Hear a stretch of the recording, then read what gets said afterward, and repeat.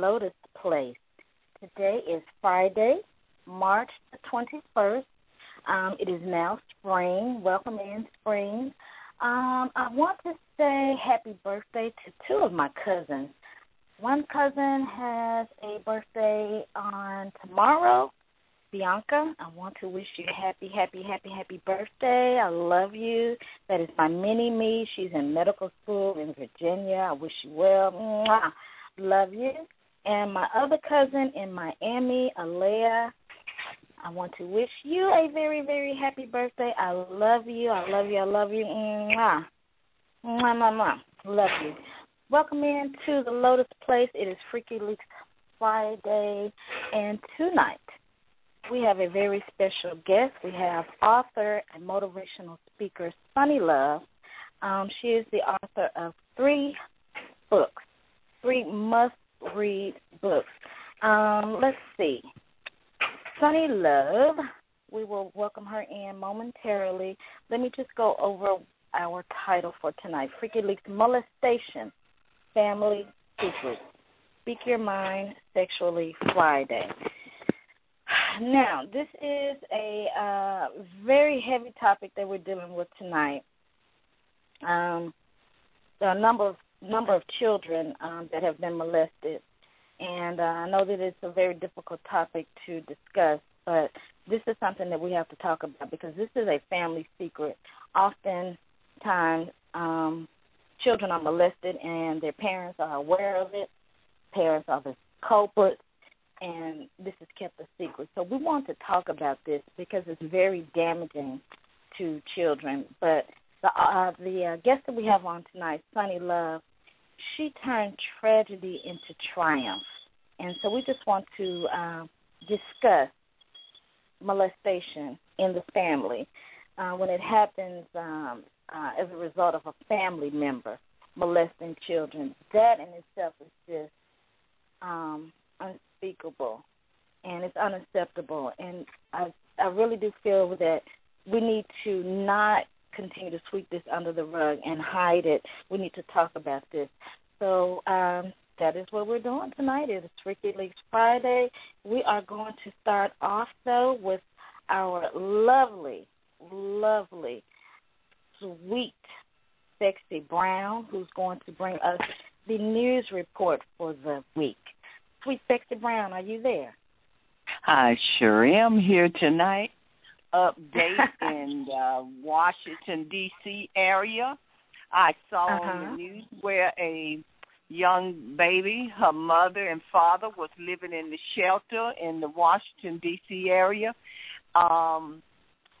The baby had been, well, when I say baby, I always refer baby. That's one of our favorite words down south, but the young child was 8 years old, and she had been missing ever since February, but she was not reported missing until March, around March the 8th or something like this. And what happened is they said the mother and stepfather lived in, now look, this kind of strange though.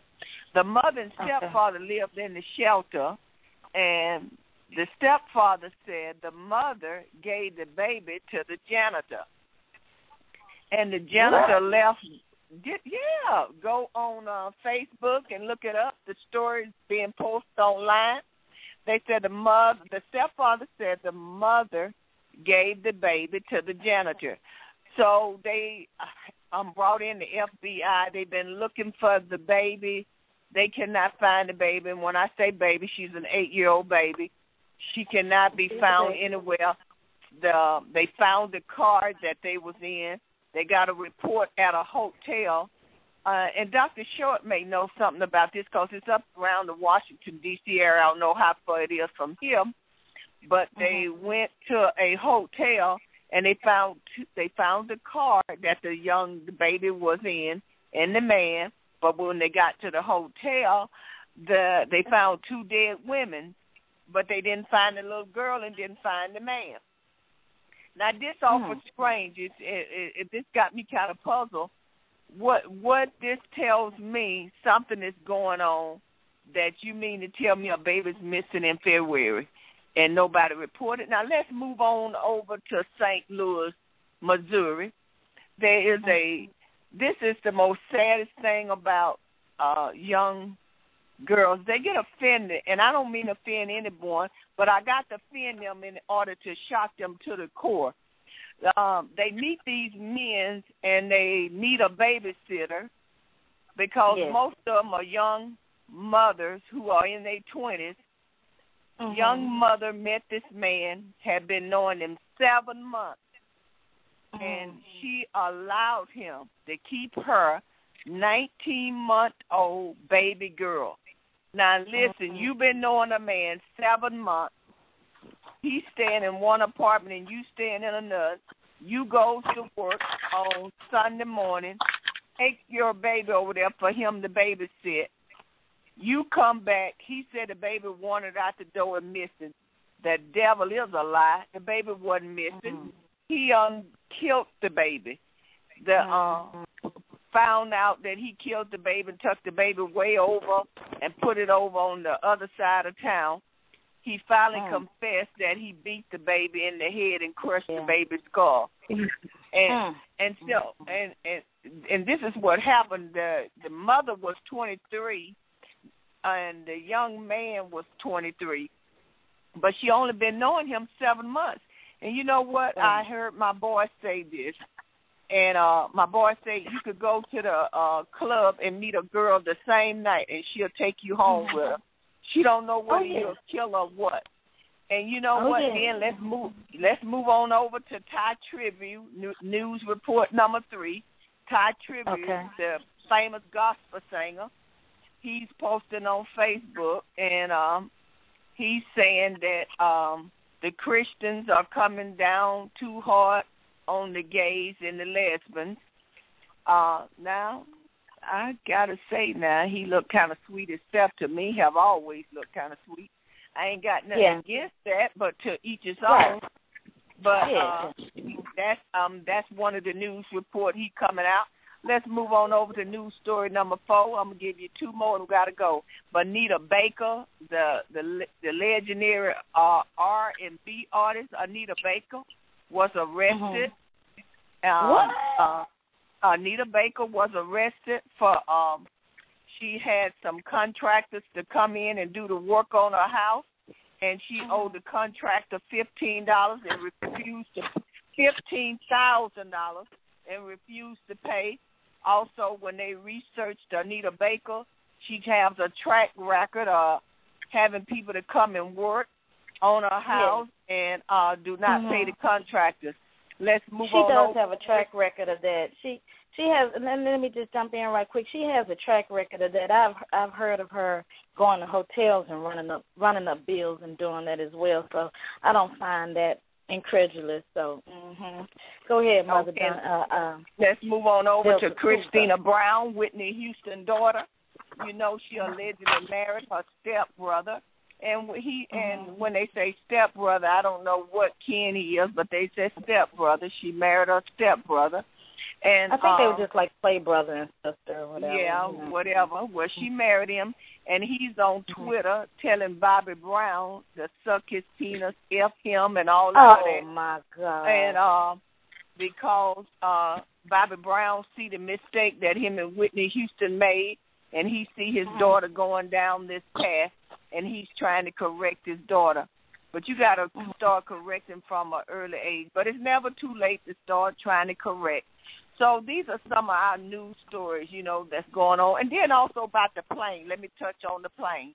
You know what? They wasted so much money. They don't know where the plane at. And this offers suspicious that the country that the plane came from, they won't even give out all the proper information. They leaking out little by little. Then they saying the taxpayers of the United States is paying out so many billions and billions of dollars for trying to go out and find this plane. So, you know, and I know if it was us, one of our planes, we would want our people found too. But okay, let's come up front and give the proper information out. This is Miss Dorothy Knox Dunning coming all the way to you from Goshen, Mississippi, known as the news reporter and newscaster. Have a great day. Thank you, Delta Cougar. We appreciate those news updates. Thank you so much. All right. So, again, we do have an awesome guest tonight. We have author, motivational speaker, victim abuse counselor, Sunny Love, the Sunny Love. And let me just list some of her books. Robbed of a Childhood, Raped by the System. Because tonight it's actually an autobiography of her life. So I'll let her talk more about that. But her next book is From Hell to Heaven.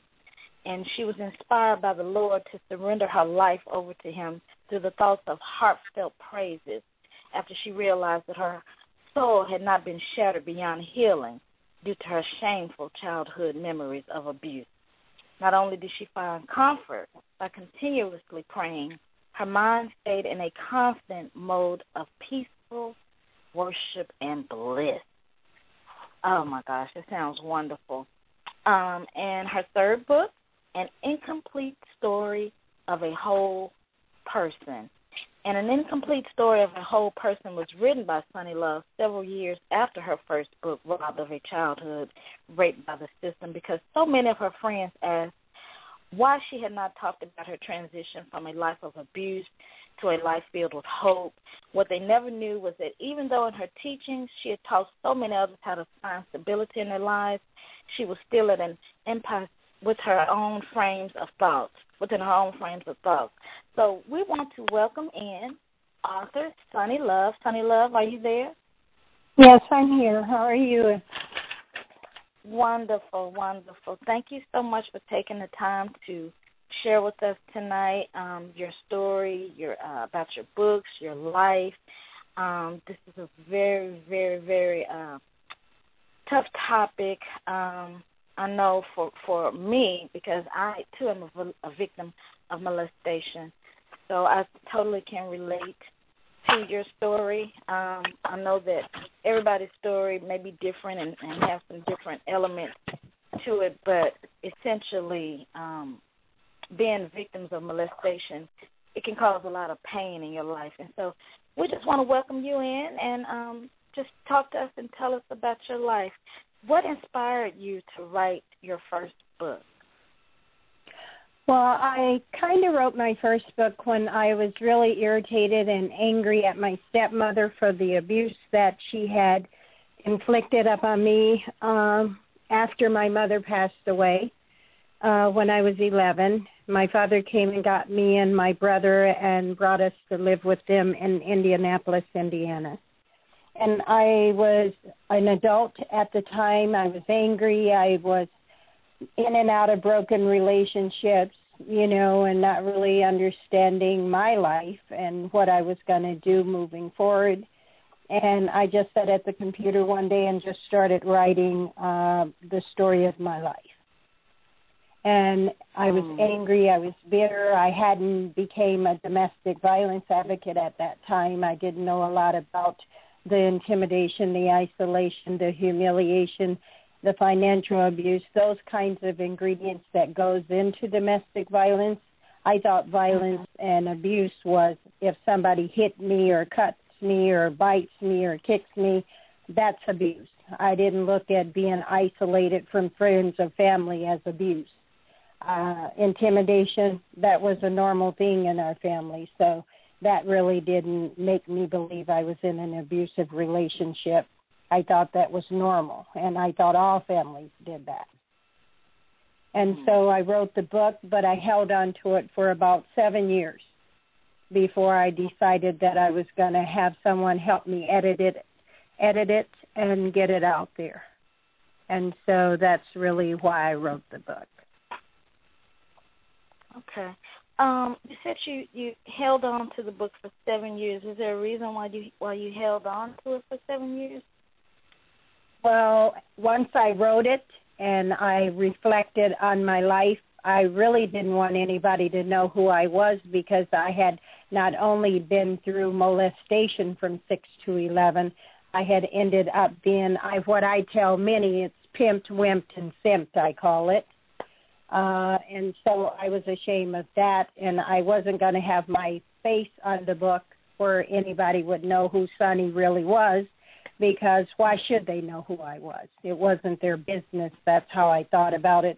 But once I started doing the work I do and still do today, and working with women many times who have been harmed or had lost custody of their children because of the choices that they were making, and being trained to do that work extensively, I decided if I asked them to open themselves up from the core so that a new birthing can happen, then why would I not share myself to that level? I'm one of those individuals who believe that you have to walk the talk that you're talking, and you have to be open as you are asking others to become open so that they can be free too. So I'm not ashamed of who I am. I was ashamed of who I was, but I know where I'm headed. So there's the difference. I like that. I like that you were ashamed of who you were, but not who you are now. You know what, Sonny Love, someone posted a question on Facebook this week. It was a very, very interesting question. The question was, which is worse, verbal, physical abuse?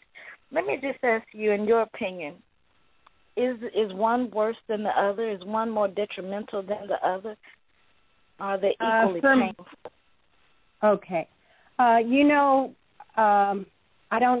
don't like to try and measure one person's pain over another individual's pain, because pain is pain. And if a person believes that they grew up in a family that was not normal or pain was inflicted on them, sometimes I see that family as, wow, that was really a normal life, but it wasn't a normal life to them if pain was involved.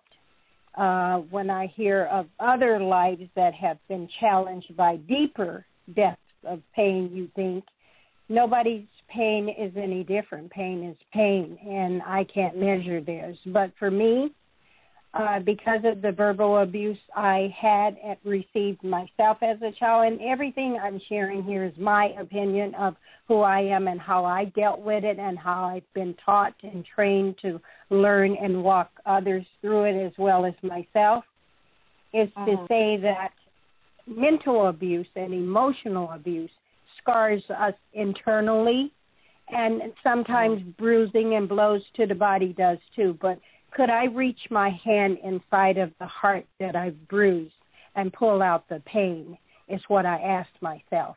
And I will tell you, I can't. So I challenged myself to change my words, because I was a curse. I call it cursor. I cuss people out, because in my home that was normal language. And so you use it, and that would get a person off of me.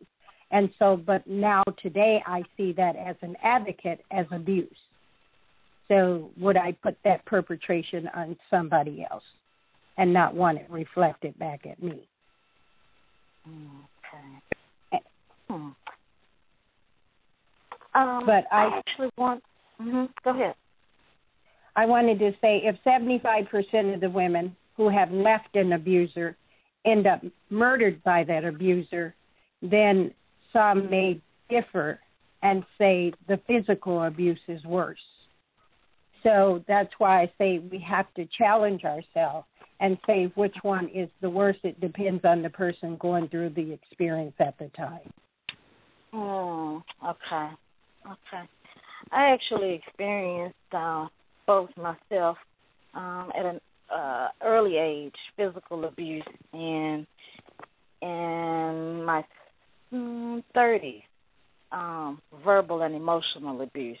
And I tell you, it took me a long time to get over that emotional abuse. I almost felt like I needed to check myself in and actually just have some help. So it was very, very difficult. I think it took me maybe about a year and a half to actually get myself together and get my thoughts together, whereas I felt like I could actually function normally. So it was very, very traumatic, the emotional abuse. So we just really want to thank you so much for sharing your story. I want to read some of these statistics that I was able to generate from a website called Parents for Megan's Law and the Crime Victim Center. These are some statistics on child sexual abuse. 1 in 3 girls and 1 in 3 boys are sexually abused before the age of 18.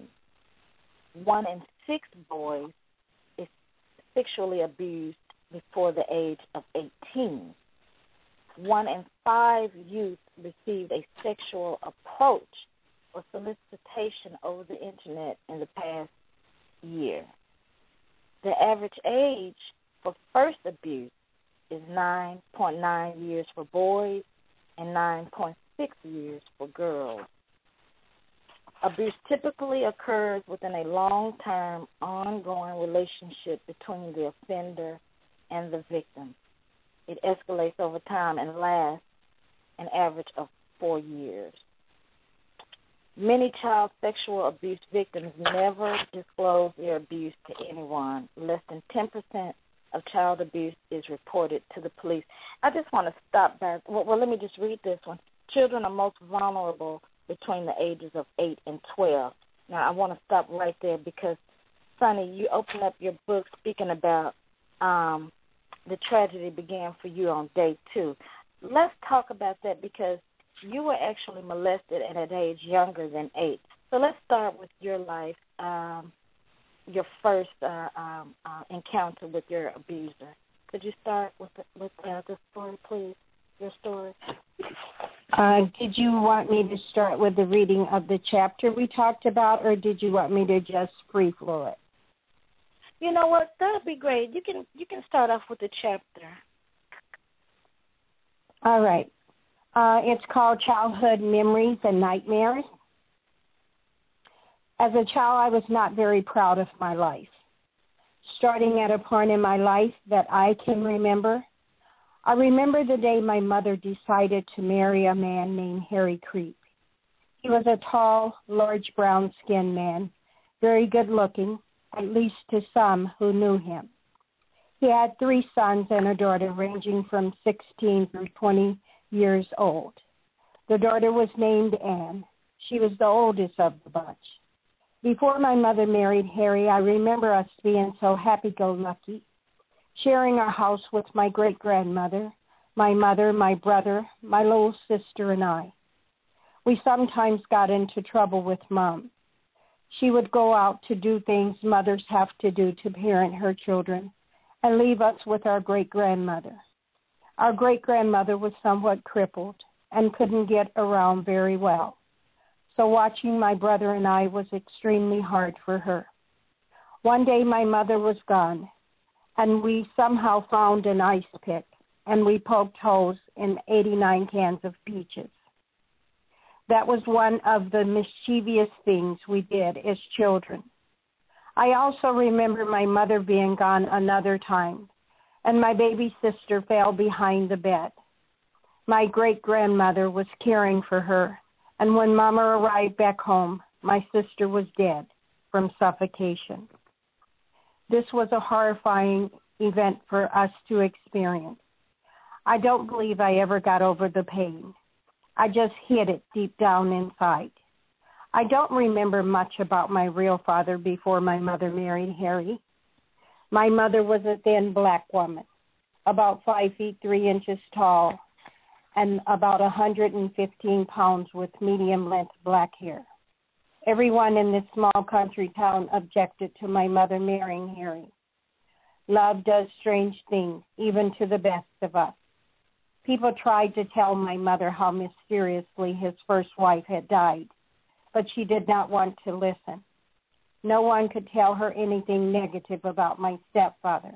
Well, they could, but it didn't have any impact on how she felt about him. She was so blinded by his smooth-talking ways, she couldn't really hear what was being said to her. As you may well imagine, my mother went ahead and married this man. Little did she know that it was the beginning of the end for her.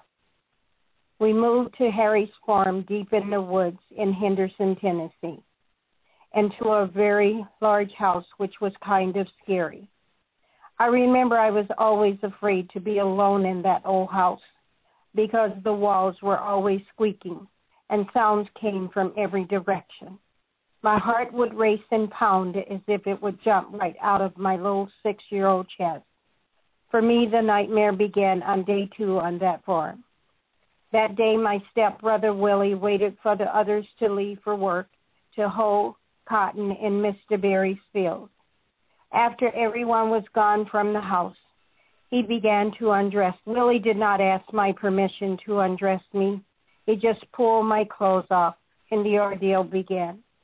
After undressing me, he made me lie down and forced his large penis inside of me.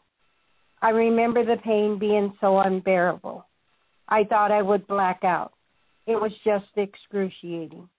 I had to endure his nasty-smelling, odious body on top of mine. I couldn't understand why he would do something like this to me. Mom had told me he was my brother now, and I should love him as a real brother. Yet Mom wasn't there to hear my cries of agony. There was no one to cry out to but the Lord. We were located too far away from civilization to run next door for help. Our nearest neighbor were miles away, so it was too far to run or walk. Everyone else was at Mr. Berry's farm hoeing or picking cotton. When everyone returned home from the field, I was too petrified to tell my mother. I didn't have the guts. I was afraid to tell anyone because Willie said no one would believe me anyway. I thought to myself that I must be a coward because I was too ashamed to let anyone know what had happened to me. Willie would come on to me whenever he could figure out an excuse to stay on the farm. He would take me to buy some candy when we were in town. He actually believed this would make everything all right. What a joke, I thought, that my mother might just believe him if he said I was lying. Moms know little girls tend to exaggerate things, he'd say to me. Willie also said to me that she would say that I asked for it, and as a child it made me wonder if maybe he was right. I didn't understand what was happening to me, and I even began to think what he was doing to me felt good. And there were times I felt this meant he really cared about me. I couldn't rid myself of the shame that came to mind when all I truly desired was to feel love. Deep down, I knew this could not be love. It was too demented to be the kind of satisfaction one feels when they are in love with a boy or a man. I was at a loss to whom I could talk to about what was being done to me. I was so afraid that Mama would hate me for not stopping what was happening. My mother and I were so close. She had taught me how to cook when I was just 4 years old, standing in a chair over the stove. I would prepare the meals for the 12 of us. We all shared 4 beds, boys and girls, and I believe this is what started a lot of the incest problems. Most nights, one of the boys or girls would urinate, and some of us would get wet. The wetness felt so darn nasty. Just the smell was enough to make me sick. How disgusting it was for us to have to endure. After waking up in urine, I would jump out of bed and ask who did it. Everyone was afraid to answer for fear they would be beaten. We were accustomed to getting whipped for almost everything we did wrong. We became afraid of owning up to our mistakes. I remember thinking one day how nice it would be just to have my own bed. I knew that was probably many light years away, but dreams are sometimes all you have. My stepbrother Raymond was the oldest of the boys, and I felt much closer to him because he didn't hurt me like Willie did. I often found myself feeling as though I had a crush on him, but I would fight off those feelings knowing it was not good for me to feel that way about him because he was my stepbrother. Raymond had never touched me in a bad way. His playfulness was for fun. He was very nice to me, and he always made me feel special. One evening he came home drunk. He was very upset with his girlfriend for breaking up with him. The more we talked about it, the more upset he became. I tried to change the subject, but he wanted to wallow in his sorrow. How could he expect me to comprehend what he was sharing with me? I was only 7 years old. Finally, he told me to shut up and get the HELL out of his face. I started to cry. He asked me to come over and sit on his lap. I was hesitant at first because of what Willie had done to me in the past, but I really liked Raymond. Trusting anyone was a hard task, yet I thought Raymond would never hurt me. Oh boy, how wrong could a child have been? When I sat on his lap, he pulled my panties down, and I started to cry. He said, "Do not cry. I will be gentle. I will not hurt you. Just trust me." I wanted so bad to trust him, so I took a chance. Anyway, why not trust him? Why assume he would hurt me as Willie did? A part of me wanted to see what he was going to do to me. I was curious as to what it would be like if he touched me. Raymond raised my dress, and he started licking me between my legs. It didn't hurt, and I started to like it. Yet I knew it was wrong, because he was my stepbrother. So I cried out to him to stop, because I didn't want him to do this to me. I felt it shouldn't be happening, and I was feeling so nasty and ashamed. After he was done licking me, he got some oil and rubbed my vagina. Then he pulled out his penis and rammed it into me. I cried out in agony because it hurt so badly. I didn't believe that Raymond was different than Willie anymore because they both had taken advantage of me, and he had hurt me deeply. It felt as if someone had stabbed a knife between my legs. I was screaming for dear life, but no one heard my cries. I began to bleed a lot. Still, he refused to stop. He just kept forcing himself inside of me.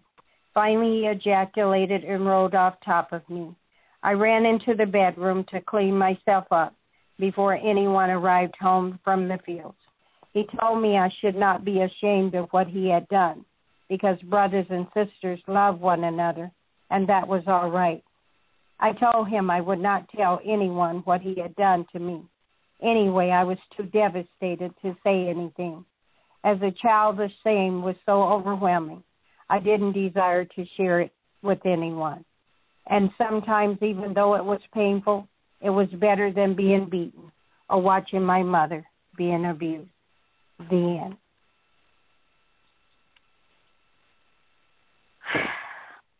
Let me ask you this.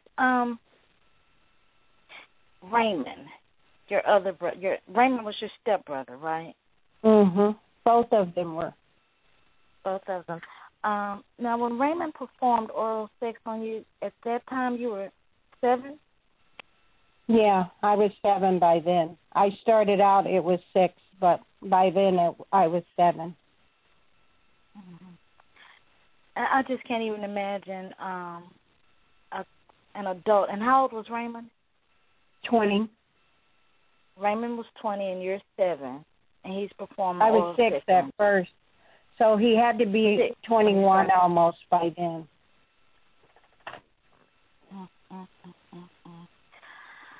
Oh, my goodness. My molestation did not go to that extent, so I didn't experience that.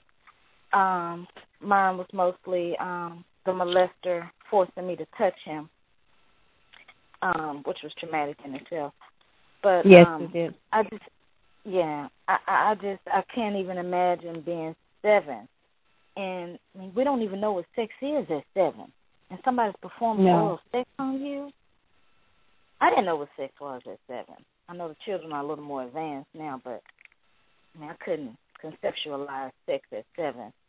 But I also would like to ask you this. Where were your other siblings when these events occurred? Like, were you at home alone with your stepbrothers? Yeah, I was at home because my mom would take them to the fields with her, and I didn't want to go to the fields, so I'd cry to stay home because I didn't like those green, yucky bugs that would get on me, those worm things in the cotton fields with all the little sticky legs that stick to your skin, and I'd scream because I don't like bugs. And so she'd let me stay home and clean house and cook. And Raymond would just start making excuses why he didn't want to go to the field, and he'd stay back at home, and he would molest me. And how many years did this go on? From 6 to 11. I remember 6, but I don't remember if anything happened before that. I blocked it out, I think. And I've heard of that often happening. We tend to block out traumatic events like that for our own health reasons and sanity, to not have to think about those events. So,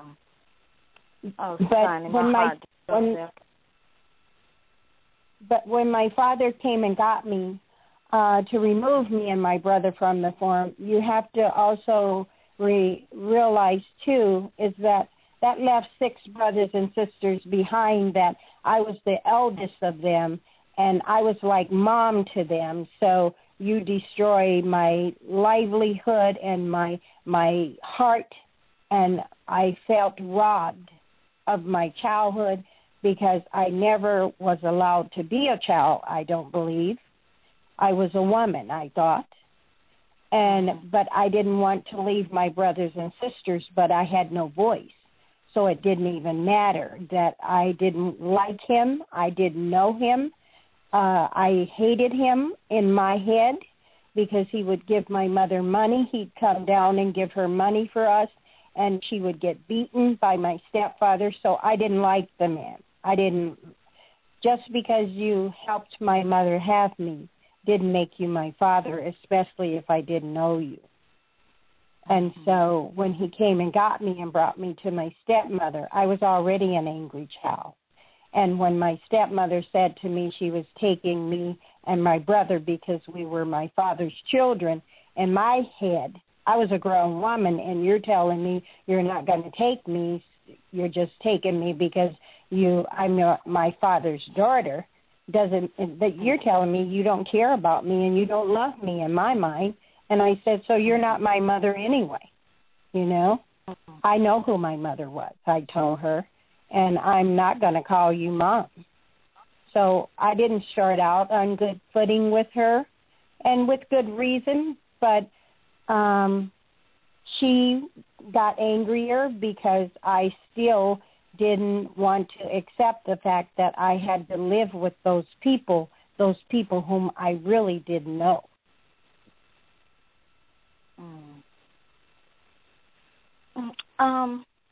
Your mother, you lost your mother, right? She passed? Yeah, she died. Well, my mother really died when I was 9. She got a slip disc, she believed, picking cotton one day, and throwing a 100-pound bag over her shoulder, and she never went to the doctor, but she cried out many nights and days in pain until the point of me praying with her that God would take her out because her pain was too excruciating. But all of that's in the book, too. Everything that I went through in life, it's an autobiography. It's real. I said if I can write my book to the point where I can put my hand on the Heavenly Bible and I can swear that everything in it happened and is the truth, then my core began to open up and become free. And freedom is not fake. It's real. But it has to come from the healing from within. And it's through a lot of advocacy, a lot of work, doing domestic violence, victim offender dialogue facilitation. I've learned and been taught to go through and understand the dynamics that went into creating the woman I am today. I am not a victim anymore, but I did know how to be a victim. Can I ask the question? Yes, ma'am. Absolutely. Did it when your father came to get you? Did things get better? No, no, ma'am. My stepmother would strip me naked and beat me over tubs, and she'd have me go get the switches outside, and I'd go get a smaller one, and she'd say, "You little black, you know what? You need to go get another one because I want 3 now." And so she'd take the bark off of them, and she'd braid them together. But I was tough, so you can beat me and you can make me bleed, but you can't break me. Okay. So your mother was a physical abuser, and then you had your sibling, your stepbrother. My stepmother was. My mother never was. Your stepmother, right? Yeah, my mother didn't hit me like that. Mm-hmm. Mm-hmm. She had chastised, but she didn't beat me or abuse me. But you know what? You have so many. That's why people have to be very, very careful who you bring into your life when you have kids. It is so hard because you don't know who to trust. Because everything look good, it's not good, and you walk in between a thin line. And then not only that, you can have the real father molesting the real daughters, they real children. And it's just so sad that molestation is so prevalent now. It's just like it's an everyday thing. People don't even think anything about it. It's not about protecting the kids anymore. It's about all this porno and different stuff going on. And it's like Solomon and Gomorrah. And they just letting it go on. And then we got a lot of mothers know it's going on and refuse not to say anything. We got a lot of fathers going on. It's a lot of incest in the house, and nobody says anything. But you brought up a very valid point, Mother Dunn. What happened was once I left, my sister and I had talked about it as adult women, is that she's still angry at me because she believes that when I left, I caused for them to rape her.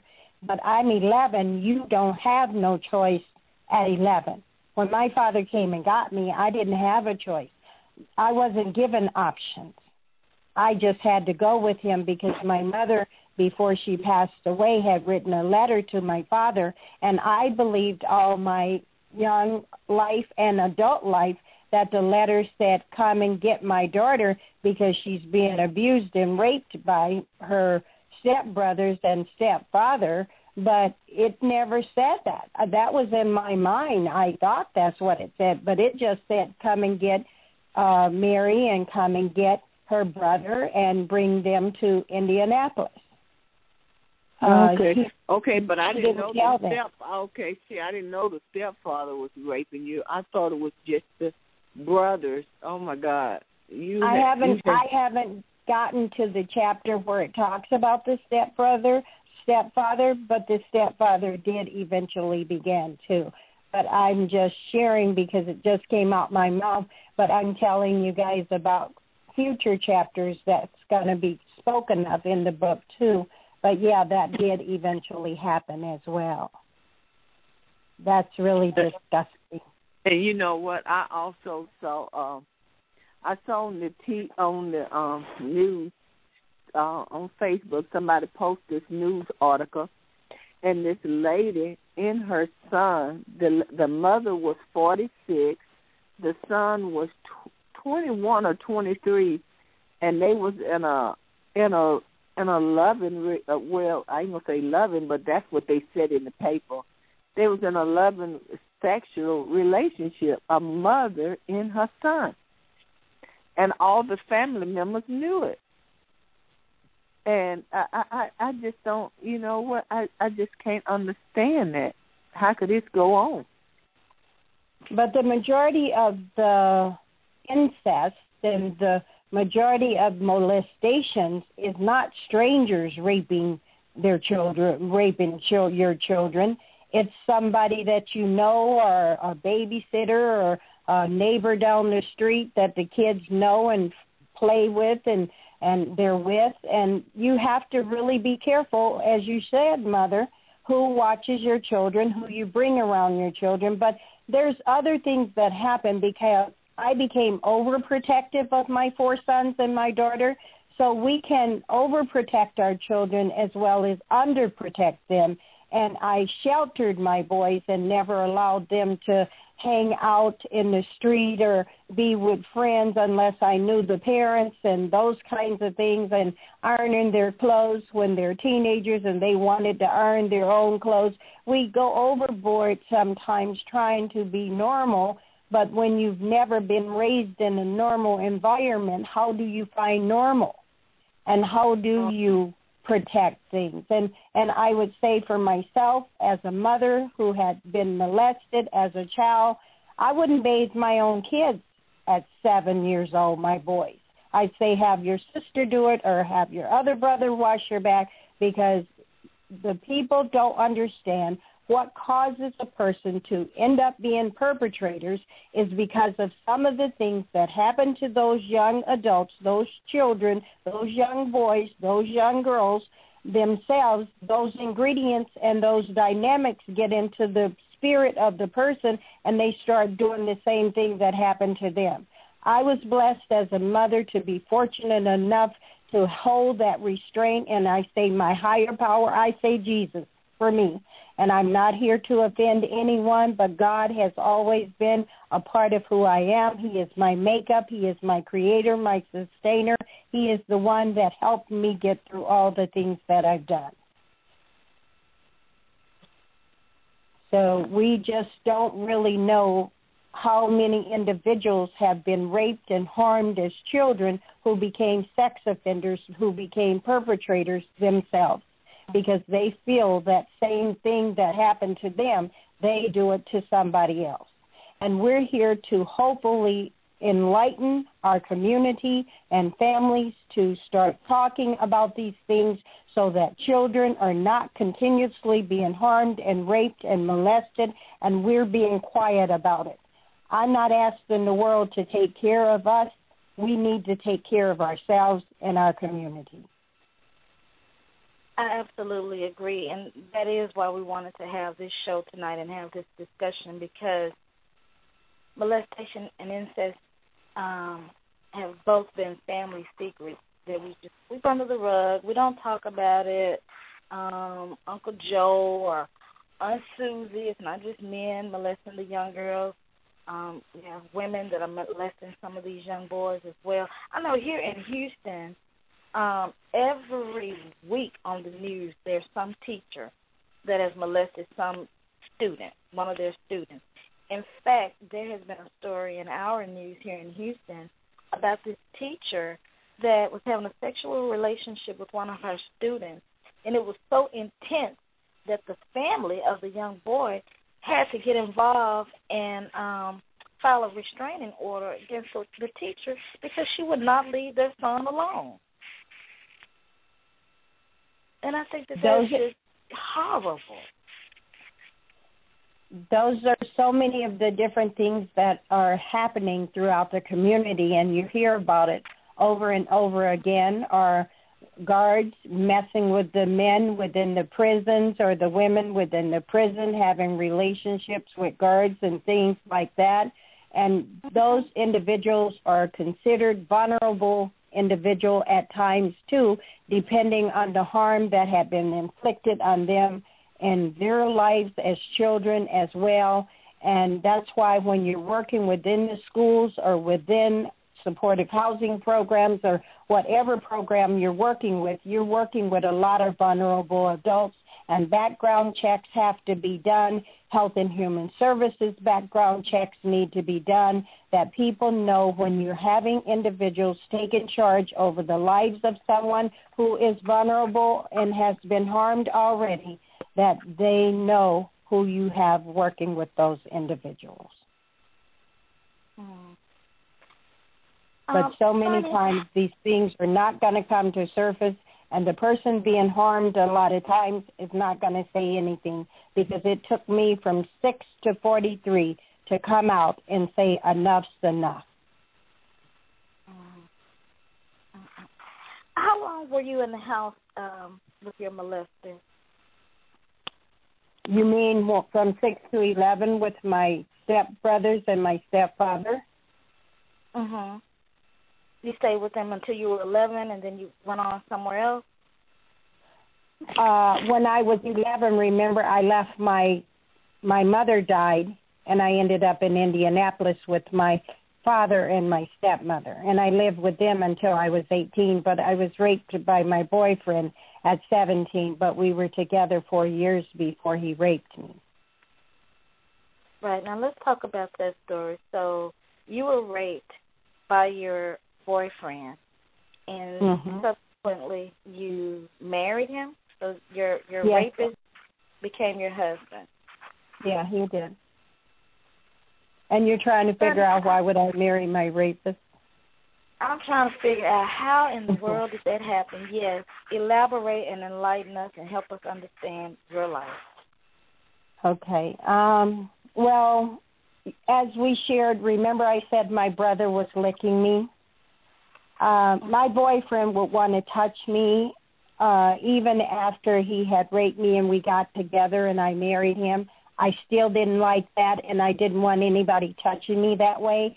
I didn't want to have sex with him that way. I would kiss him and hug him and love him. I thought that's love for me because I was afraid of what that love would end up feeling like, because I had been hurt by that, what I thought was love with my stepbrother.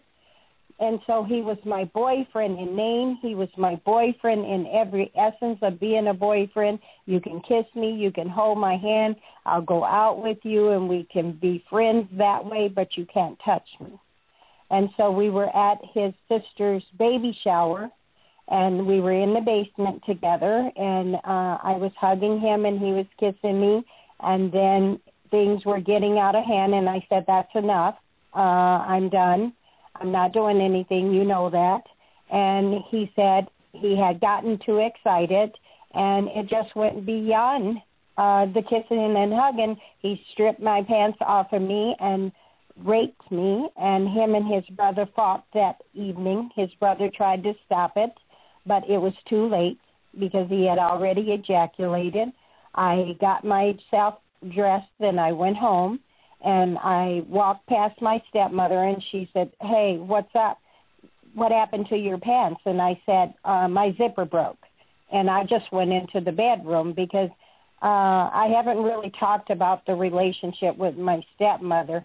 My stepmother, I thought before my boyfriend raped me that something was going to happen because we had a few scuffles, I call it, whereas I knew he was trying to get too aggressive. And I wouldn't say anything about it because all she is going to say is that you long neck, giraffe neck, looking little, you know what, if you don't keep yourself straight, and if you have sex or if you do anything with a boy, I'm not going to give you no pill. I'm going to put you in juvenile detention, or I'm going to put you in a home or something somewhere. And I said, it's not about that. I'm just thinking, you know, I'm almost 16 years old, and you never know what's going to happen, and maybe I should have a pill. And she said I wasn't getting no pills. And so I never got any pills or anything. And so I kind of knew even before it happened, because you can tell by a person's actions that something's going to go wrong. And so it happened. And so being from the country, I didn't want to have a child out of wedlock. And that was more shameful to me than marrying him. And so I thought I loved him still because I did not know what love was. I thought love means that this person does that to you, and that ends up being what love is. So I gave myself that way, and I met his aunt while in Indiana. And she told me, she said, my nephew has told me about your life with your stepmother and how abusive it's been for you. And I wanted to say to you, he's abusing you too. Because here you are sitting on the door with a baby by my nephew, and he has another woman sitting in the middle. Does that make sense to you? And I said, no, ma'am, but I really don't care what he does because he's not touching me. So even though we have a baby together, I'm not going to have sex with him. And so she said, if you ever want to change your life and you want to do something about this, here's my name, here's my number. I had only met her the one time. She said, give me a call. So that's how I ended up here in Minnesota. I eventually called her about a year later and said, I'm ready to change my life. I want to come to Minneapolis, and can I come? And she said yes. And so he decided at that time he was going to come with me, and he was going to be right by me, and he's going to be a father to our children. What a joke. But I can't give the whole book away because I want people to really buy it and read it. But it tells everything as it happened, how it happened, and there's no holds bar, I called it. Absolutely. So I hope that helps. Yes, yes. This is Kira. Could I make a comment? Yes, ma'am. Absolutely. I am one of the things that I want to express to the audience and to Mary is that particularly her first book is so powerful.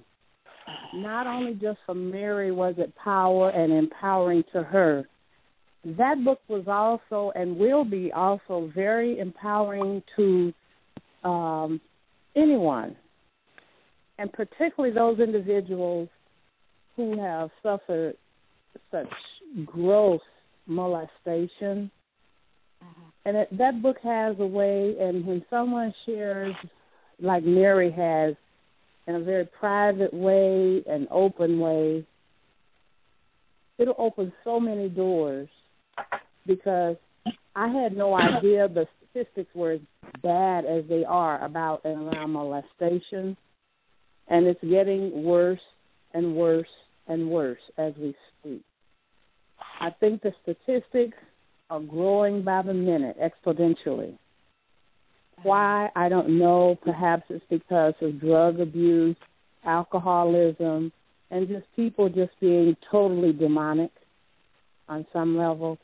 And so I'm just saying that I think we as a community have to thank people like Stunning Love that steps up to the plate and says, I have to share this because it empowered me, and it will empower more people to write their stories around this very sensitive issue. Even if you feel one way, shame, even if you feel guilty, but still to, I guess, overcome all that and step into a place where you can take your power back as an individual is quite astonishing. And it'll be so helpful to other people who may be feeling and didn't have the strength to overcome or to tell anybody about their story or didn't get out of it. And it's just appalling. And I think that the other part is that we miss sometimes with molestation is that there are men who molest their sons. Rarely talked about.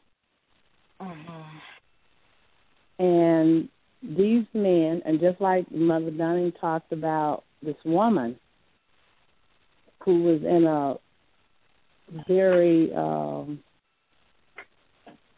this awful situation with a son, you have men that do that to their little boys, and somehow it's never acknowledged. It's never dealt with. It's never really talked about very often. But the wounds and the scars that are left behind all these people when they do that. And sure enough, probably that happened to them, and that's why they do it. And in some, maybe it didn't happen to. I don't know. But, I just have to say thank you, Mary, for being so courageous. That's courage. Yes. Thank you so much, Mrs. Funds, for that. Because some people may think this is easy. This is not easy. But sometimes there comes a point in our lives that we have to take a stand. And I took a stand almost 17 years ago when I became a domestic violence advocate, when I heard that 63% of the young men between 11 and 20 who was incarcerated for murder was incarcerated from 11 to 20 because they killed their mother's abuser. And I said to myself in that classroom that day, I said, you know what? I said, that person just said that she's never been through any trauma. She's never experienced abuse herself, but she graduated from school, and this is her first job being an advocate. And I said, you know what? The blood and guts that I saw was not on TV. It was in my living room. And I say, if I had had a knife or whatever when I was that little girl and my stepfather was beating my mother the way he beat her, if I had a knife and a weapon, I might have been in those stats myself. And that's really what made me become the advocate that I am today. It took me years to be trained as one because I was angry and I was upset and I was bitter, and I would have told everybody to leave their partner, their husbands or wives or whatever, because if they touch you or they hit you or they cuss you, then you don't need to be with them. But I learned how to become an advocate and to advocate in the right way, and I started speaking and doing engagements and kept practicing and begging people to let me do the work that I had learned how to do without pay, because I believe it would make a difference in the lives of so many, as Mrs. Bonds has shared. The book does help young girls and young men and adult men and women understand a lot of dynamics that went into creating the behaviors and some of the abnormalities in relationships that we have that are not healthy for us. But I wanted to read a little bit of this article that I just pulled offline. It's called The Secrets to Better Care. It really is all in your head by Jeffrey Brenner, MD. And it says he's the founder of the Camden Coalition of Healthcare. It said, for nearly 15 years, we've had the secret to delivering better care at lower cost in America. The information has sat hidden away in the medical literature and barely mentioned among physicians. It's a remarkable story of bias. The neglect of this information by the medical community tells you a lot about our failings as a profession and the poor training we receive. It's also a powerful commentary on the values of our society and the biases built into our society's view of health and health care. In the 1990s, a physician at Kaiser, Permanente, in California, Dr. Vincent Felitti, Felitti,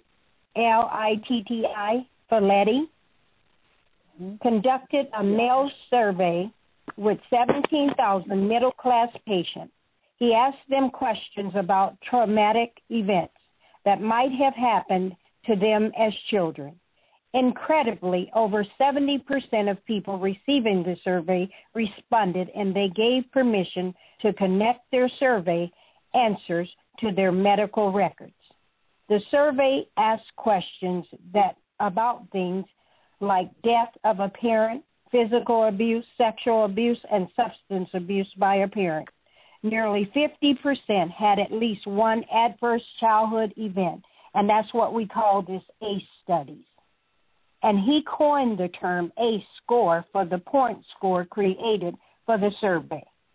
Incredibly, the ACE score predicted health care utilization, health care spending, obesity, substance abuse, smoking, alcoholism, and prevalence of poorly controlled chronic disease better than anything we've ever found. In short, the terrible things that sometimes happen to children can cause a lifetime of health impacts. This is true even for middle-class patients. However, poverty magnifies the potential to have a higher ACE score and probably exacerbates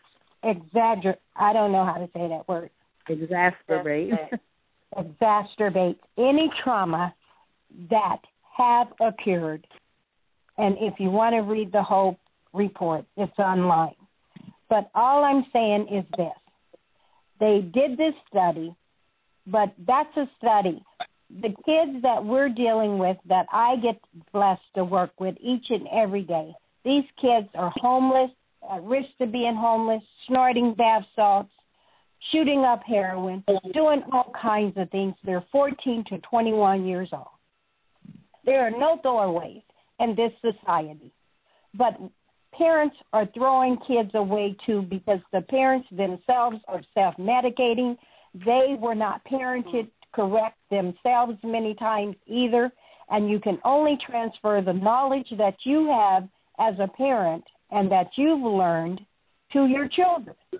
But sometimes when you're so medicated and so messed up in your mind, you sometimes will go to the emergency room and seek help, because when you were that little bitty child, it says in other ACE studies, is that when you were that little bitty child, you went to the doctor's emergency room, you saw people all dressed nice and clean and the same, smiling and being nice to you.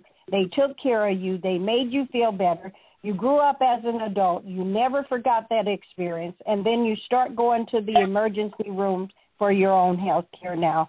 And it's just putting a Band-Aid on a cancerous sore that still has a wound so deep it has yet to heal. It is time for us to help heal our community and our families. Yes, you know what? I really enjoyed you tonight. I mean, you know what? It's so sad that it's so much pain going on.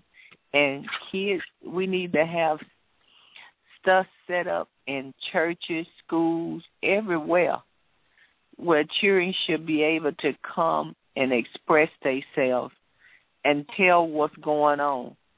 It's so sad, but we gotta listen. And I don't mean to offend anyone. We got a lot of silly mothers just won't listen. Because I know a girl that came, I'm going to tell you about another story. I know a girl that came to our church. She's no longer there. They were military. And she told us that she had been sexually abused.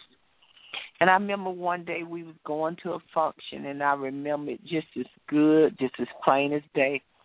We was all driving. Well, we was all in the car, and one of the girls was driving. I was sitting in the back. And the young lady had been abused. She was sitting in the front. And she was a beautiful girl. Ooh, Ellen was so beautiful, and she could sing. Uh-huh. And we was driving on our way to Jackson, and all of a sudden, Ellen just screamed out. She said, "I can't stand his smell." I mean, just out of the blue, his smell had came back to her. And she just started screaming and crying and screaming and hollering and crying. Just out of the blue. It came out of nowhere. And she said, "I can't stand his smell." And she went to telling us about it, about the molestation, how she was 7 years old. And she said how it was her mother's brother. And it was her uncle. And she said, he had raped her, just raped her. Her mother was on crack and on drugs.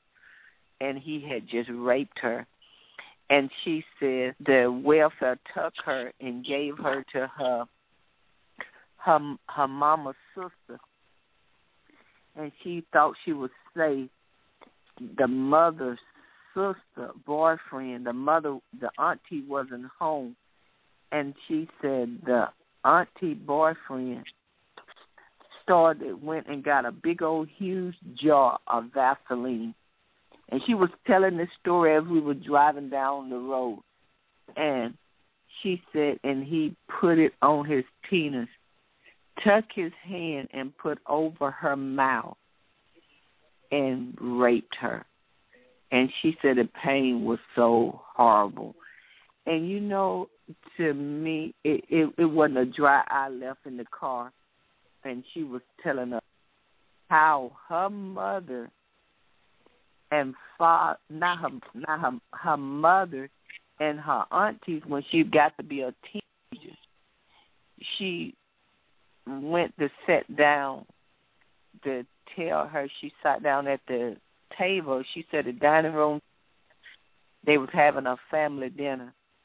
And I think she said she was about 16, and he was still raping her. And she said she sat down and began to tell them that he had raped her, the brother. She said nobody said nothing. It was like she was talking in a foreign language. And she said, come to find out, the uncle had raped all of them.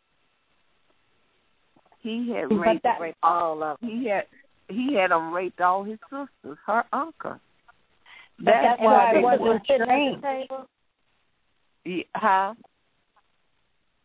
I said that's why it wasn't strange. Yeah. And she said it's normal because that's what's happening in many families. It's just not talked about. Mm-hmm. And that's the thing. So all the sisters were sitting at the table when she revealed her story, shared her story.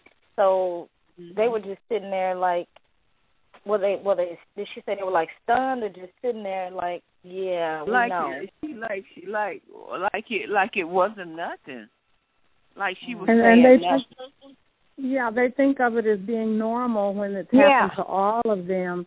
And one of the things is families that experience that, it would seem to me someone has to break the cycle by reporting the individual who is the molester in the family. And I had a friend here, and she had told me about in her family there was one person, an individual like that, and she talked about how everybody knew this man was doing this, so she said she never allowed her children to spend the night with that family member, or she didn't really let her children spend the night anywhere. And I certainly never have allowed mine to spend the night anywhere either, because you just don't know what's going on. Like you say, you don't know who to trust. No, you don't. But the fact of the matter is, until someone stops that individual, it just could be generation after generation after generation. And one of the things that seems to me with the individuals that are experiencing this, like, why is it that somebody doesn't just pull the curtain down on them and just stop it?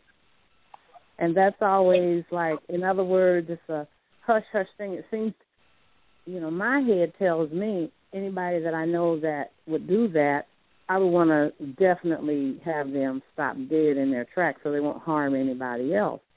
But what is it, I wonder, and I don't know, that makes families say, well, this is a secret and we're not going to be telling anyone. And being in public education for almost 40 years, teaching principles, I've heard story after story after story of these things, as most people have.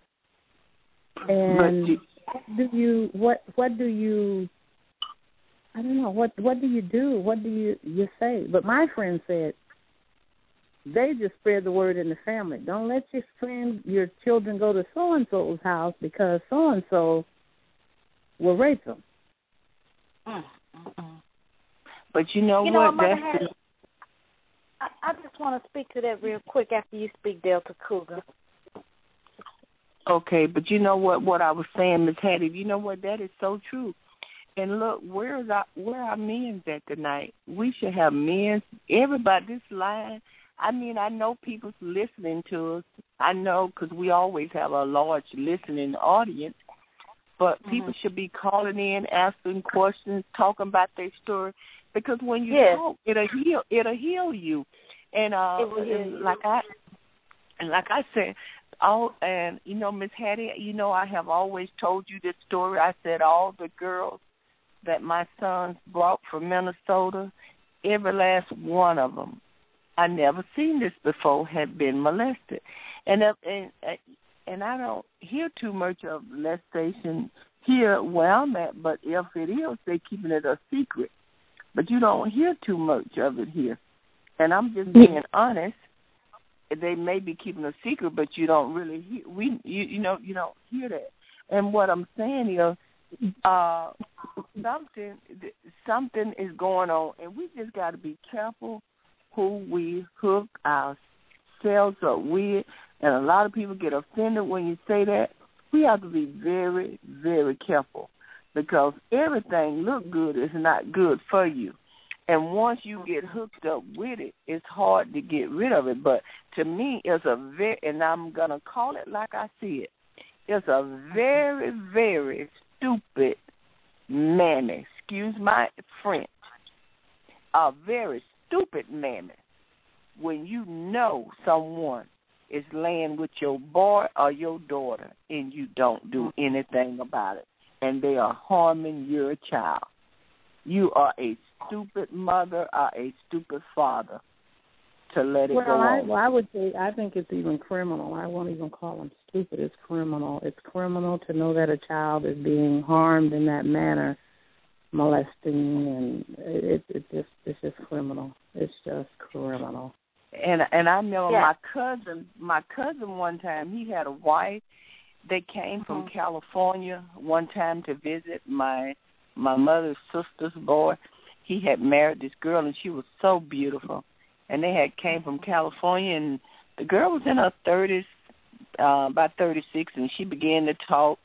And as she began to open up to us, and she was telling us how her stepfather had begun to molest her and her sister, and she said that her mother threw her and her sister out and kept the stepfather. And it's so sad. And they was kids. She said we was literally kids. And the mother chose the man over them. But Mother, you said the phone should be blowing up, but it's the same way when you're asking to address the congregation in the areas of domestic violence within the church.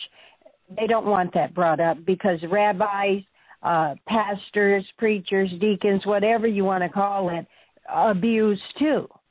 And so to open this up in not only homes but in churches and communities, it's not going to happen because nobody wants that opened up. It's no socioeconomic status. It's no certain color. A lot of people abuse other people. 75% of the men have been abused, 98% of the women. That means mostly everybody has been through some adverse childhood experience that's considered abuse. And people are not going to open up and talk about it because that is why our world is sick the way it is today. What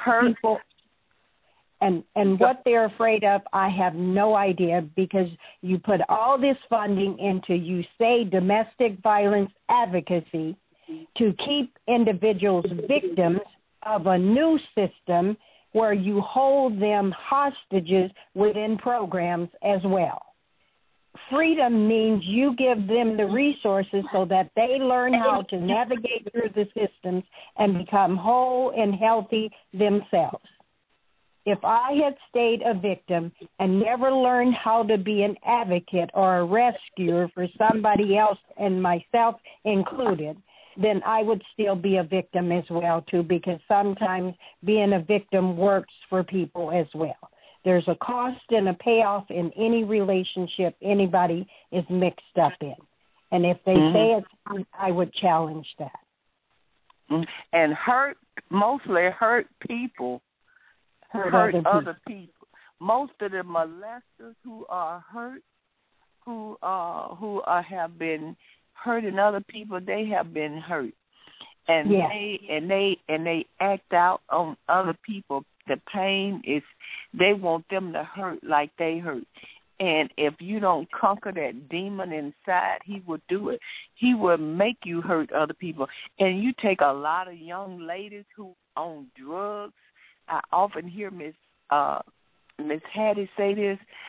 You have a lot of young ladies that's on drugs and can't be a mother to their children. The majority of them, they have been raped and molested. And they hurting, they form up acting out on the street.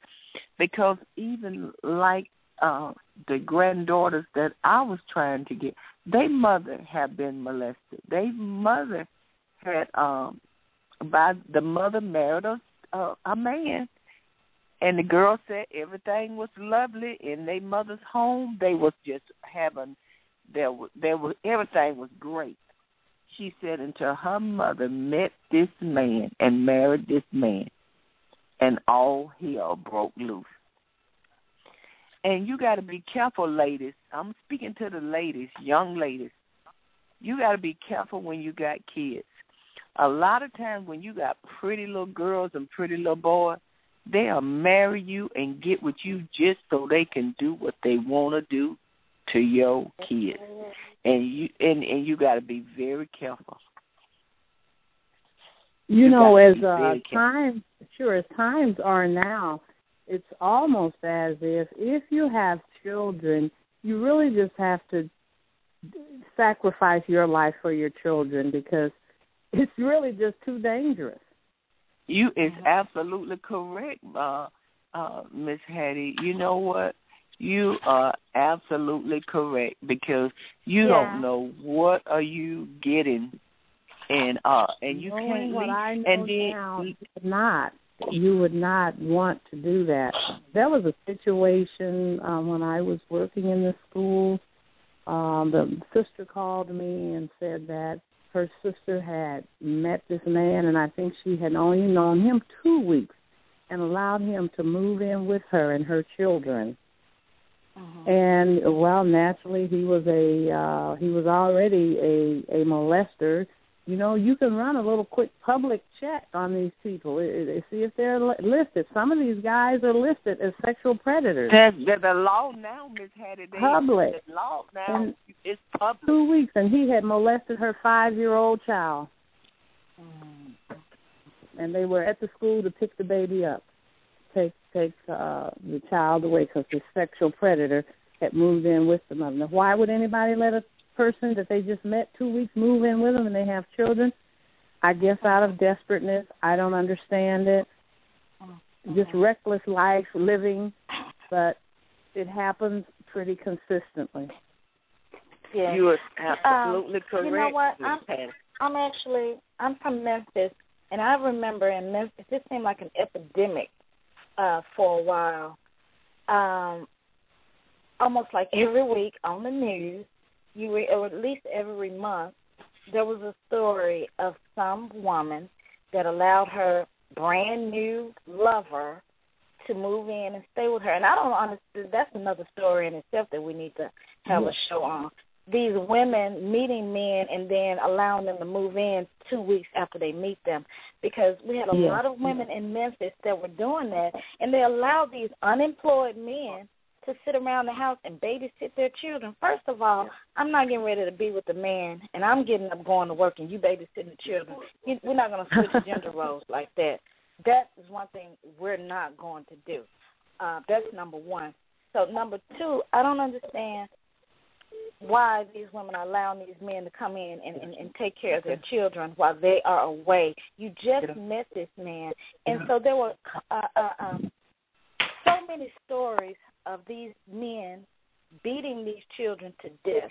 Recently there was a case in Memphis where same thing, this young woman met this man, allowed him to move in, stay in there, take care of her children. Oh, he claimed the little baby, opened up the door, walked out, and got lost. Had the whole city looking for this baby. And finally, I think maybe a week and a half later, he admitted that he beat the baby to death and dumped the baby in a dumpster right by the house. You know, it's ridiculous. And so that's another story in itself. I wanted to ask you, Sonny, was writing your book therapeutic for you? Did that empower you? Nina. Oh yeah, for sure.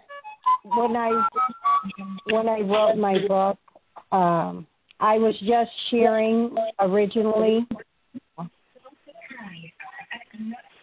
Hello? Yeah. When writing my book, I was just sharing what had happened, but I wasn't talking about how it made me feel at first or why I believed my stepbrother did what they did to me, or what motivated it, what caused it, what was behind their thinking.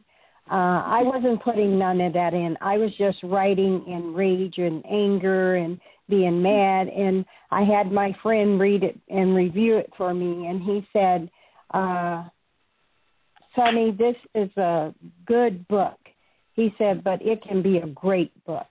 He said, and what I need for you to do is go back to the drawing board, and I need you to tell why you believe your stepbrothers did what they did to you and how it made you feel.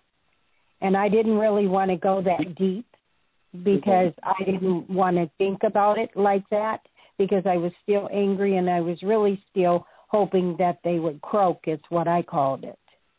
And I would talk to my aunt who lives in Detroit, and she would say, honey, you're just going to have to release them, because you know that stepfather, he's between heaven and hell. He's straddling, and he's just in limbo, and you're going to have to learn how to forgive it. And I'd get angry when she'd say it to me, but I'd go back to the drawing board and I'd write down my thoughts and how I was feeling, and the Lord was working on me. And finally I learned what real forgiveness was, and I was able to start healing and really healing. And I did call my stepbrother, and I told him, I said, you know what, Raymond, I wanted to call you and tell you that I forgive you for what you did to me when I was that little bitty girl. And this was just about, I think, 5 or 6 years ago. And I told him I forgive him for what he did. He's my brother, and I love him. And he said, first thing he said is, I thought you wanted it. I said, well, I was 6 and you were 20. I said, but I really didn't call you for that. I really called you to tell you I love you. You're my stepbrother, and I forgive you for what you did. And the next thing he said was, your mother did it to me. I didn't know that, I said, and if it did happen that way, you were grown and she was grown. And there's no excuse, and if that happened, I'm sorry that happened. I don't know that as a true statement, but I didn't call you to shame you or blame you. I call you to tell you I forgive you, and I release myself. And I'm glad I did, because he could have been, and it could, and I hate to say this because we don't want to say a lie. Well, we won't say he could be lying. I don't even know how to phrase that, because I don't want some kids to say that we saying they're lying. But I was thinking maybe he could have been telling a story out of anger, but then he have no reason to be angry anymore because he grown. You know, I just don't know. But what I'm saying is, like I said, hurt people hurt other people. And that's what I was trying to share as well when I said that as a mother of 4 sons and a daughter, I wouldn't even wash my own sons, private areas, because we don't know how we're going to touch our kids, and they may think it's inappropriate, or I may think it's inappropriate to touch my kid that way. I'm not going to put myself in that position. I think it's a hard thing to go through from 6 to 11 to be molested, to be raped by my husband, boyfriend, then husband, and then raped again, which my book will talk about that, by my first cousin as well. One I had taken care of for 3 years. And I used to think to myself, is victim written on my forehead? that people think that they can just rape me and nothing becomes of it. And yes, we can fight and box and wrestle, but he said if I keep fighting him and he knocks me out, he's going to rape me in front of my daughter, who was still a baby at the time. Then I said, just do it and get it over with and get out of my house. You know, and that's just how that happened. I know what it's like to carry ourselves in such a way as that innocence, and people read that innocence and you end up with pimps, wimps, and simps, because a person who's a perpetrator can tell the kind of individuals we are, the way we carry ourselves, and this shyness and this holding our head down and not looking people in their eyes and different things like this will make us become, I call it jailbait or bait for those who know how to inflict that kind of harm or control over an individual. You know, and my question is this, with these situations, where are the men, where are the good men that would never do such as this? What role do the men play? What can we expect out of that community? And where does the responsibility lie in a world where children are being molested pretty consistently like this? Where are the people that are supposed to protect the children and the elders, etc.? Yeah, that's just something that I have one church member who I think she was molested as a young child, about I think 9 or 10. And one of the things, unfortunately, that happens is that some of those men, I think when her father found out who and what had happened, he ended up in jail because he murdered that person. And so I want to share this. When I informed my mom that this person asked me to touch them, I have to say I have to thank my mom and commend my mom, because she was not one of those mothers that tried to turn a blind eye to it and turn her head and just go in her room and close the door, because she too was molested, her and her sister. So when I informed my mom of what had happened to me, my mom brought out her shotgun and took care of that. She didn't shoot him, but she brought out her shotgun and she let him know, don't ever do that, and he had to get out of there. So I know that there are some parents that do stand up for the children, but yes, like you said, Mother Hattie, where are those people, and where are the men? You know, it's really puzzling to me and disappointing that when we have a FreakiLeaks show on Friday, we're talking about having sex and sex this kind of way and that kind of way. The phone lines are lit up. The chat room is lit up. We're talking about something serious like this molestation, where people are hurting and they need healing. Because with the Lotus Place, we're not just about talking. We're about trying to find solutions and bring about some healing to people. And so this is one reason why we wanted to do this show, so that we can enable people, provide a platform for people to open up and share and hopefully heal them and maybe inspire some other people to write about their stories. So we are going to have a part 2 of this show, and hopefully people can hear this broadcast, listen to it, meditate on it, think about this, and want to call in and open up and share with us when we come back for part 2. And Sunny Love is going to read some more excerpts from her book for the part 2 show. We are so looking forward to that, because we don't want to give it all away, as you mentioned, Sunny, because we do want people to read the book. But when we come back for part 2 of this show, I would like for you to talk about what happened in between that time period after you were molested to when you began to write this book. And we talked about your lifestyle. So I would like for us to go into a little bit of that with part 2.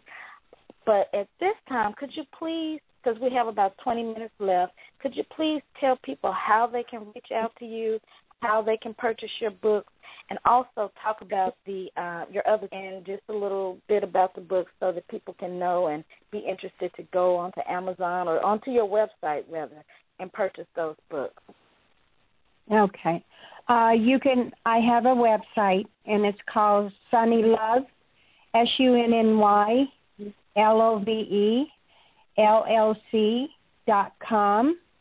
and again, I'll say SUNNYLOVE, You can share comments about tonight's show. You can share comments about what you were thinking, or you can read previews of the book. You can upload them and purchase them online as well. And also, I wanted to say that so much and so many times this subject comes up, and even when I'm speaking to 200 social service providers, they are in awe, and they want to know how I changed my life and how things transformed, and they don't want to know that Jesus did it. They want to know how I did it. And for those who don't say Jesus or God, or some people say Allah in Buddhism and Hinduism, or Father Earth or Mother Earth or meditation or yoga, whatever it is outside of self, we're not going to heal when we stay stuck inside the core of the hurt that we lived into the experience of as that child. But I see so many adults who still have that broken, sore child inside of them, and it's locked inside their basement, I call it. But you need to let that child come out and heal. And even if you take and sit a doll or whatever it is you're talking to and talking that hurt outside your core, that you place it into something else so that you can begin to heal from within yourself. And so many times when people are stuck in these relationships that are hurting them, they stay in it. They think that's taking care of them, and it has a roof over their house and over their kid's house, and what are they going to do if they broke up with that person? Well, don't think your children are not seeing what's happening and are not hurting, are not trembling when you're being harmed in the other room, and they're wondering, did they cause that harm to happen, and they're hating themselves. We need to begin to heal and help our children heal as well. And I wanted to say I wrote From Hell to Heaven because I was asked to speak down in Texas, and the professor down there at Abilene Christian University only had a copy of my first book, which was Robbed of a Childhood, Raped by the System, by Sunny Love, and I was ashamed of the book, and so I was writing on my Facebook page quotes and different things each day, and every morning I'd wake up, I'd go to the computer, and I'd say, before I go to work, I'm going to put a quote, or I'm going to write something that's going to lift people up, because I'm going to lift myself up today, because sometimes you have to learn how to lift yourself up, because the world is not going to lift you up if you don't know how to lift yourself up. And I just opened the page, and it has an eye, and it says, no matter what you think, someone is watching you.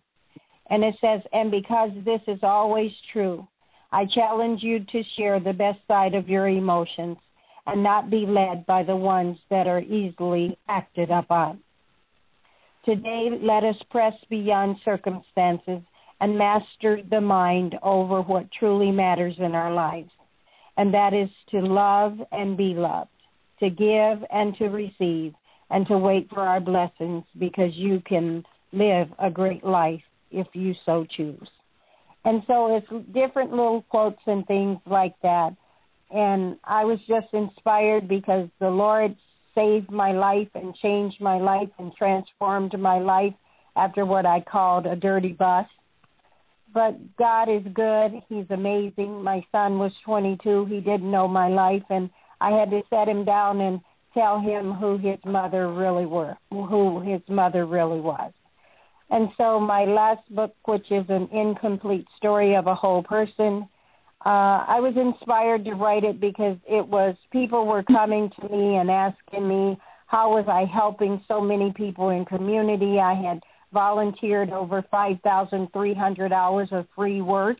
I received the Obama Lifetime Volunteer Achievement Award signed by him because I had put in so many hours of service, because I knew that I had learned a lot and experienced a lot being a victim offender dialogue facilitator for 8 years as a volunteer with Department of Corrections, trained mediator for 8 years, working in community and schools and teacher federations or whatever they needed me to do as a mediator. I did it, and that was for free.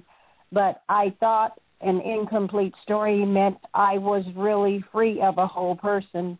But as I reflect on my life and see where I was today, and my son was reading my book one day, and I said, I don't even like my husband touching me. And he said, oh, Mom, this book has me so lifted up, and you can't tell that now. You can't say it like that because now you done dropped me down. And he said, I was so lifted up. I said, but I was talking about the Lord and how my life is changing. He said, but you wasn't pushing it down my throat, Mom, and I know that's how you really feel, and that lifted me up. It's amazing. And so he said, tell your husband, my stepdad, why you don't like him touching you. And so I won't go into the story, but that chapter is called Intimacy. And I tell him why I didn't like him touching me. Because when trust is broken and you don't trust the love as being real love anymore, the marriage hurting you and not building you up, it's no longer intimate. It's hurt. I think we have a caller, Sunny Love. Let's see. Finally. Caller 612-382, your mic is open. Do you have a question or a comment for the guest?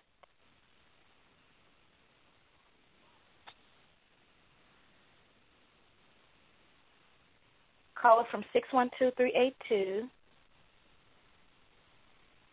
Okay. Well, Sunny Love, we want to thank you again for coming on and sharing your story. Such a heart-wrenching story, and I know that people out there can relate. I hope that people will listen to this. You can listen to this particular show on demand at blogtalkradio.com/thelotusplace.com. You can follow us on Instagram. And Sunny Love, you have a Pinterest page or a Facebook page? Yes, my Pinterest page is Sunny LV28, and my Facebook page can be found under Mary Whitney, MaryWhitney, and they just have to Google my name. I have a LinkedIn page as well, and I also have a Twitter page, and Twitter is Sunny Love. Sunny Love. At Twitter. Sunny Love, I would like for you to send me a friend request, Dorothy Dunning, Dunning. Let me grab a pen, Mother. 1 second. I'll send that to you, okay? Oh, okay. Would you? Yes, I sure will. Okay. I'll send you her information. Let's see. One more thing before you leave us. I want to ask you, are you available for speaking engagements? Can people reach out to you via Twitter? Oh, yeah, for sure. There's on my sunnylovellc.com. They can fill out a form and request me to speak as well.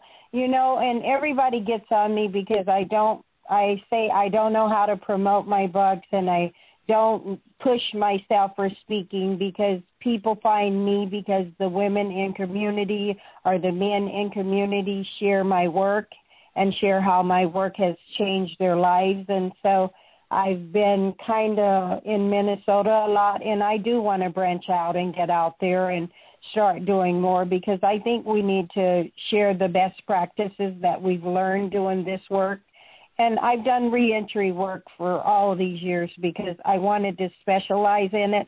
And so I specialize in reentry of men, women, and youth exiting corrections, but mainly women and youth. I do a lot more with them. But the young man told me at a prison here in Minnesota, he said, ma'am, you need to go to all the prisons because what you've taught us here today in this workshop, my mother never taught me. And so it does matter to men as well as women, the work that we do.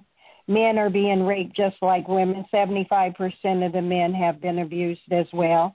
They may not always talk about it or share it, but when I go in, I go under women planting seeds, but I go men and women planting seeds because it's hard for a man to come up to you and say, hey, women planting seeds, I'm a man, I have an issue, but they'll come up when it's listed men and women planting seeds, and we talk and we share, and I go in and I work with them as well because men need to learn how to work with their own sons and daughters just like we as mothers had to be trained to work with our sons and daughters as well. Absolutely. I totally agree. Thank you so much, Sonny Love. Thank you, thank you, thank you. Before we leave, we always like to have Mother Dunning close out and share her story. Mother Dunning, can you just give us an update on what has happened with you and your fight for your grandchildren? Yes, I'm still fighting because my biggest fear, even though my grandchildren are with a foster family, my biggest fear is that I'm so afraid something sexually is going to happen. Because I remember the first day when I went to my grandkids for the first time, the foster mom told me, and this is court record, that my granddaughter would cry at night and the young boy would go get in the bed and lay down with my granddaughter and console her, and a chill went down my spine. That's something I ain't never forgot. I'm still fighting, trying to get my granddaughters. I'm not allowed. How were they taken away? Huh? How were they taken? How were they taken away from you, Mother Dunning? They were taken away. They was taken away because my son and the mother was on drugs, and I was never notified. They never gave me an opportunity when both states said that I was capable of raising my grandchildren. But the judge overruled and gave my grandchildren to a prominent family who have already had 4 children of their own and 3 more foster kids with a total of 9 kids in the home. And I have been fighting ever since, trying to get custody of my granddaughters. But the foster mom sent a letter through their attorney and said, long as I talk on the radio, that I would never be able, in so many words is what she's saying, to see my granddaughters. But I know one day I will see my granddaughters. I am going to keep reaching out, and I am looking for a civil rights attorney dealing with family law. Because anybody who read my story can go through my paperwork. It speaks for itself. The unjust. And you can go to Dorothy Dunning's Facebook, Dorothy Dunning, Dunning. And it's so sad, like the mother here talking about her story. In our community, and people get offended when I say it, but it's the truth. In our community, if you say shake your booty contest, this new dance, they got some type of dance where they hitting the butt and rolling all over the place, you couldn't get into the places. But when it's time for something to be constructive and be a positive for our community, we cannot get our people to come out. And this is why other people are getting ahead of us, because our community, we got to band together. And we got to come together, because it's me today with my grandchildren, and it may be you tomorrow. but I am a fighter, and I will continue to fight. I have a right to my granddaughters. I have a right. When I have been proven and said that I was financially able to take care of my granddaughter, and a judge going to say, no, this one here got more money, more educated, let them go with these people, that's crazy. That's just like slavery. And we got to stand up for what's right in our community. We got to stand up and become better parents. We can't look for the other people to come in our community. We got to go out in our community and speak out for what's wrong. If it costs me my life, so be it. I will speak out for what is right. And I heard on Facebook today, Louis Farrakhan said, I fear no man, because his God is with him. And this is what you got to stand for, what you believe. Don't fear no one.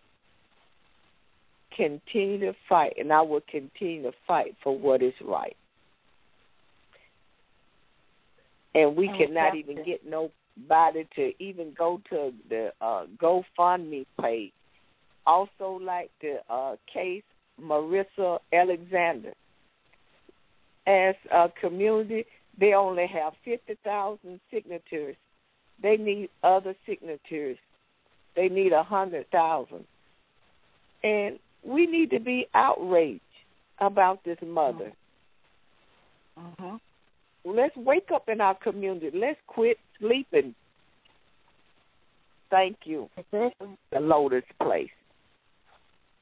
And thank you. And I wanted to say,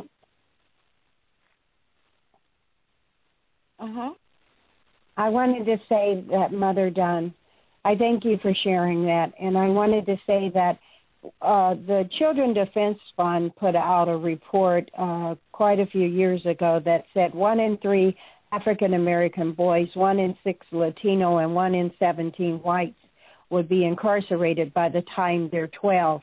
And it showed a little bitty boy on the cover standing on a milk crate trying to get fingerprinted. And I said that was the saddest pictures. But we have what's called a prison industrial complex.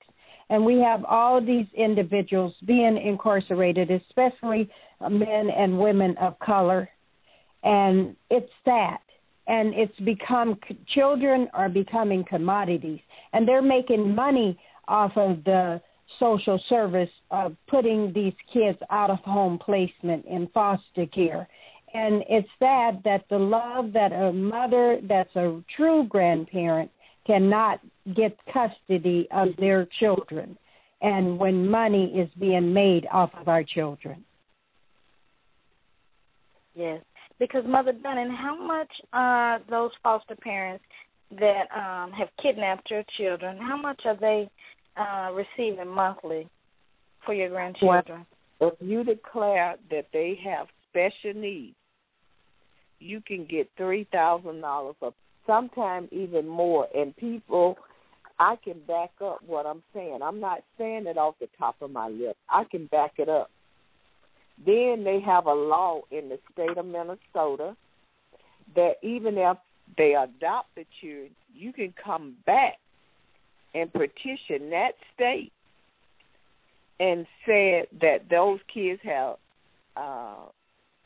certain circumstances, I can't say the proper word, certain circumstances, and like they hard to handle, you can come back and petition that state after you adopt them, and they'll sometimes have to pay you almost double for what you get, and I can prove it to you in paperwork. And people don't realize this is what all this about. Then they have a new law. Obama passed this law where foster parents can receive every year for a foster child, an adopted child, they can get $12,000 a year. Imagine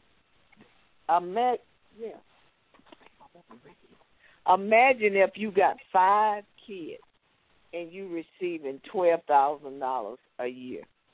Imagine that. Per child. That's a job. And that's what these people are doing. They're running a scam. That's $60,000 a year. People are running a scam, pretending to be foster parents for these children, and I just think it's horrible. I think your story is horrible just as well, Mother Dunning, that you have to fight for your own grandchildren. You have to fight through the system, fight the court system for your own grandchildren. And so they can never sit here and say that we don't want our children, because there are people like you that do want your children, and you and your husband have depleted your funds trying to fight to gain custody of your grandchildren. And that's why we really need people to step up and go to Mother Dunning's GoFundMe page, because we can spend all of this money on everything else. We can support everything else, but we cannot support each other. And I'm really fed up with looking at these people on Facebook talking all of this black talk and this and that, but they don't want to help each other. Yeah. It's just really time out for that. People need to go on to SunnyLoveLLC.com, purchase her books. There are 3 books. Purchase those books. They're less than 1 pair of Jordans. So you can purchase her books, donate to Mother Dunning's GoFundMe page. Can you give out that link before we close out, Mother Dunning? Yes, it's Dorothy Dunning, DUNNING, Facebook, and look on my page, and it go to my GoFundMe. And you know what? The saddest thing about it, if it wasn't for people like Miss Hattie and different ones who have came to my rescue after I have depleted my funds, I wouldn't have never been able to go and visit my grandchildren and fly back to her father. The saddest part is that we could not hardly get them to lift $1 to go in when we would try to raise money. We hadn't got, only thing we got in that GoFundMe is $30. And it's been up. You know how long it's been up, Ashir. It's been up over 3 months now. And we got $30. We got to do better than that, people. Come on, people. Let's do better than that. Mother Hattie, would you like to close us out with some of your words?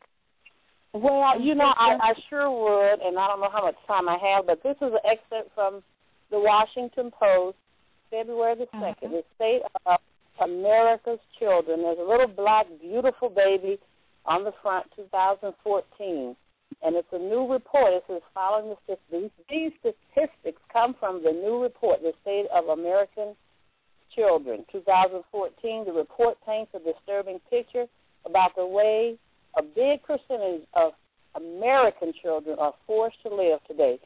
50 years after President Lyndon Baines Johnson began the nation's war on poverty. Each day in America, for all children, 2 mothers die in childbirth. 4 children are killed by abuse or neglect. 5 children or teens commit suicide.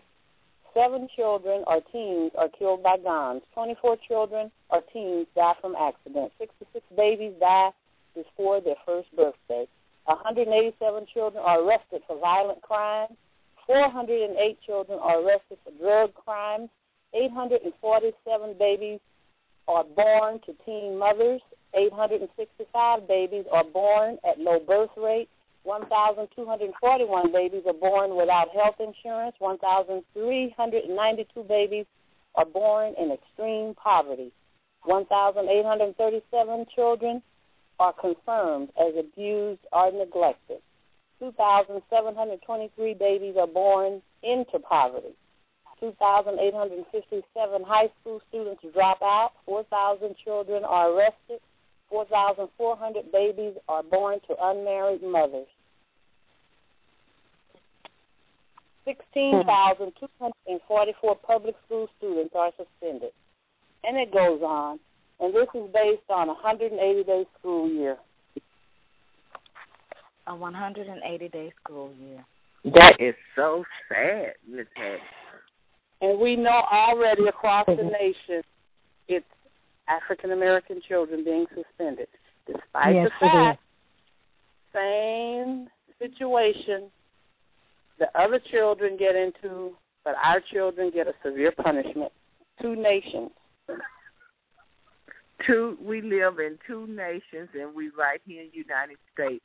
And that's the same thing. You go to the court system, you would not take a Caucasian baby, grandbabies, from their Caucasian grandmother and place them in a black home when the judge said that she was capable of taking care of her grandchildren. But you can do it too. You are so right. That has rarely happened for white Americans, and I mean rarely. But it is a growing situation in the African American community. I'm hearing of it more and more and more and more. All across the country, yes. All across the nation.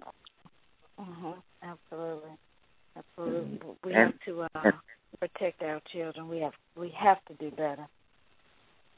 Absolutely. Well, thank you all, ladies. I'm so disappointed that our men were missing in action tonight. We did have one of our regular men listening in, but he had to disconnect. But I hope that when we have part 2, I hope that we can have some men to come in, if only for that male energy support. But we know that there's some men out there that have been molested as well. This is not just isolated to women. So we want the men to be able to open up and share as well. They had no problem calling the other week, did they, Mother Delta Cougar? No, they had no problem calling. As long as you talking about they sex and all like that and how they can do this and how they can get it on, they'll call you all night long. All night long. But when you go to exposing the sins, they don't want to hear it. Well, we have this platform so that people can share, and we hope that in the future that they will feel more inclined to open up and share. So on that note, we will conclude. Again, thank you so much, Sunny Love. We look forward to part 2. Look forward to delving into your page-turning book. Do purchase this book. Is it a bestseller yet? No, I don't know how to do that. Well, that's okay. Well, we're making a step right now. That's right. So we're going to name it and claim it. Purchase this bestseller, okay? This will be a page turner. Yeah. And go ahead, Mother. I want to say all the money that I use it to help the young women and youth who I work with. I do have a 501c3 called Women Planting Seeds. I don't go after funding. I could go after funding, but I don't put people in boxes. So I use my money, my own money, to serve them however they need to be helped, whether it's buying a bus card or helping with clothes or putting food on the table or helping them just pay a car payment. That's what I do, and if it's my money, no one tells me how to use it. That's right. Doing for the community. Yes. All right. Well, thank you so much, and we will conclude. And everyone have a wonderful weekend. And thank you, Cheryl. Absolutely. And Mother Dawn and Mother Hattie, thank you guys so much for everything. Our pleasure. Yes, and we love you. We love you. Thank you.